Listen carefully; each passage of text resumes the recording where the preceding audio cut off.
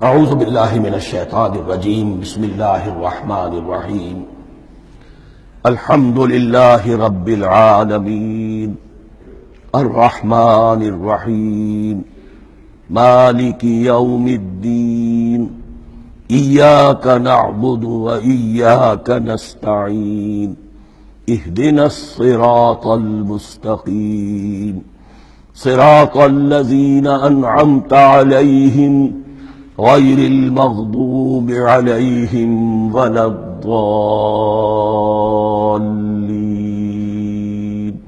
آمین۔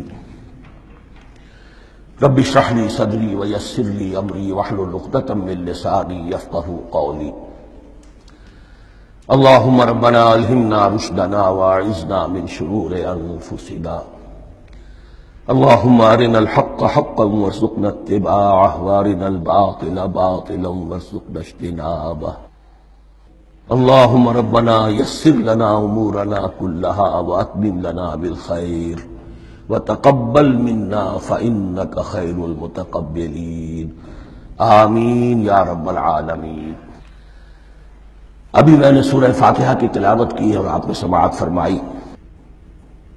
یہ سورہ مبارکہ مصحف کے اعتبار سے تو پہلی سورت ہے ہی، سب کو معلوم ہے، لیکن یہ بھی نوٹ کر لیجئے کہ یہ نزول کے اعتبار سے بھی سب سے پہلی مکمل سورت جو حضور پر نازل ہوئی وہ یہی ہے۔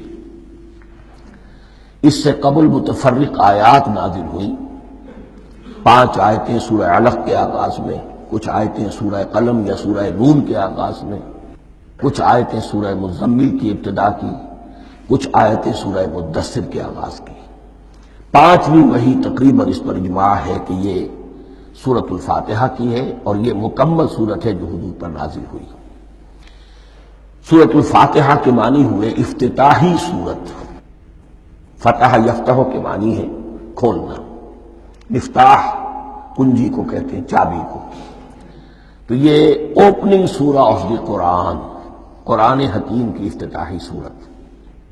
ویسے جیسا کہ میں تعارف قرآن کے ضمن میں عرض کر چکا ہوں، عربوں کا یہ مزاج تھا کہ جس چیز سے انہیں خصوصی محبت ہوتی تھی اس کے بہت سے نام رکھتے تھے۔ اس کے بھی بہت سے نام ہیں۔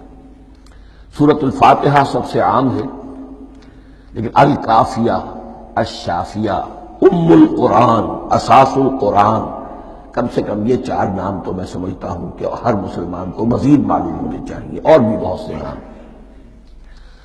اس سورہ مبارکہ کی بالاتفاق و بالاجماع 7 آیتیں ہیں، اگرچہ ان کی ترتیب میں کچھ اختلاف ہے۔ ایک رائے یہ ہے، اور یہ رائے امام شافعی کی بھی ہے اور بصرہ کے جو قراء تھے ان کی بھی ہے، کہ آیت بسم اللہ بھی سورہ فاتحہ میں شامل ہے، اس کا جز ہے۔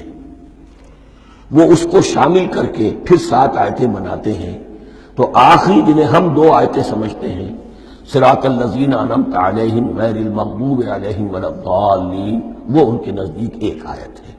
تو گویا کہ نتیجہ یہ نکلا کہ آیتوں کی تعداد 7 ہی رہتی ہے۔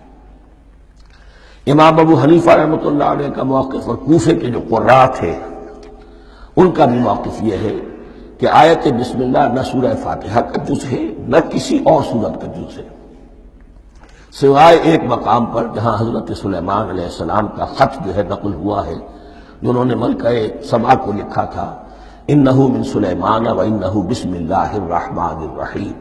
تو قرآن کے متن میں صرف اسی جگہ پر یہ آیت شامل سمجھتے ہیں، باقی یہ صرف علامت کے طور پر کہ یہاں سے ایک نئی سورت شروع ہو رہی ہے درج کی گئی ہے۔